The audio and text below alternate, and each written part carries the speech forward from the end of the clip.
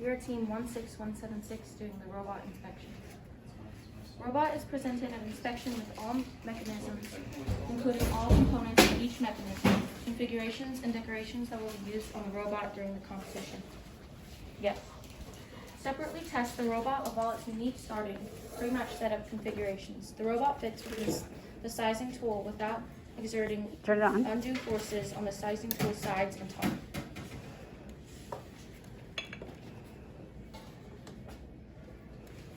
Okay. Yes. Robot motion warning labels is attached if servo motors move during the robot initialization. Yes. Robot does not contain any components that could damage the playing field or other robots. Yes. Robot does not contain materials that are hazardous. Yes. Robot poses no obvious unnecessary risk of entanglement. Yes. Robot does not contain sharp edges or corners. Yes. Robot does not contain animal-based liquid or gel materials. Yes. Robot does not contain materials that would cause a delay of game if released. Yes. Robot does not contain elements that electrically ground the robot frame to the playing field. Yes. Robot does not contain closed gas devices. Yes. Robot does not contain hydraulic devices. Yes. Robot does not contain vacuum-based mechanisms. Yes. Team member is visible from at least two sides and meets requirements. Yes. Alliance markers are present and meet requirements. Yes. Energy used by the robot shall come only from approved sources. Yes. Robot is not capable of launching its own components. Yes. All components on the robot are from allowable raw materials and commercial off-the-shelf products. Yes. The main power switch is installed properly, labeled, and readily accessible and visible to competition personnel. The Tetrix, Rev, and Matrix switches are the only allowed main power switch. Yes. All batteries are securely attached to the robot in a location where they will not make direct contact with other robots or the playing field. Yes. Exactly one robot main battery pack of the approved type on the robot, and it is connected to the main power switch in either the Rev expansion hub or Rev control hub.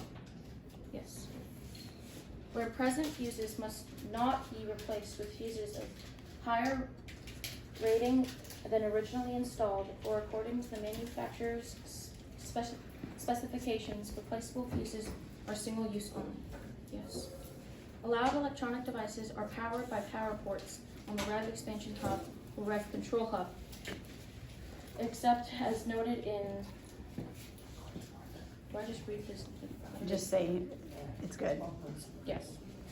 The Rev expansion hub and or Rev control hub powered by the robot main battery. Daphne, will you let Alex onto Teams so he can join us this morning? Go ahead. Rev Spark mini motor controllers are powered by the robot main battery. Yes. Allowed sensors may only receive the power from the Rev expansion hub or Rev control hub. Light sources, including LEDs, are not focused or directed in any way except for the Rev Robotics 2M distance sensor. Light sources are powered only by allowed methods. Video recording devices, if used, are powered by an internal battery, and their wireless communication capability is turned off. The robot controller Android device, if used, is powered by its internal battery or by the built-in charging feature of the Rev expansion hub is allowed. Yep. The only allowed motor and servo controllers are Rev expansion hub, Rev control hub, Rev servo power model, Rev Spark mini motor controller, and Vex motor controller 29. Yes. Robot contains no more than 8 DC motors of the allowed models. Yeah.